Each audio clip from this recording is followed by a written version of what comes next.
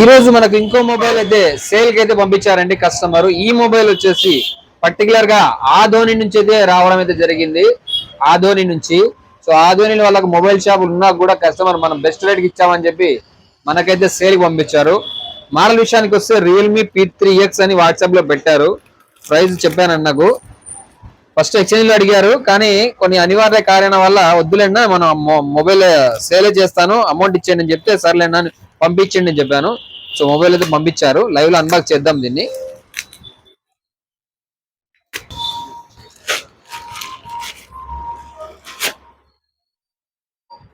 చాలా జబర్దస్త్ గా ప్యాకింగ్ అయితే చేసి పంపించారు కస్టమర్. రియల్మీ P3X అండి, 6128. జస్ట్ 10 days వాడిన మొబైల్.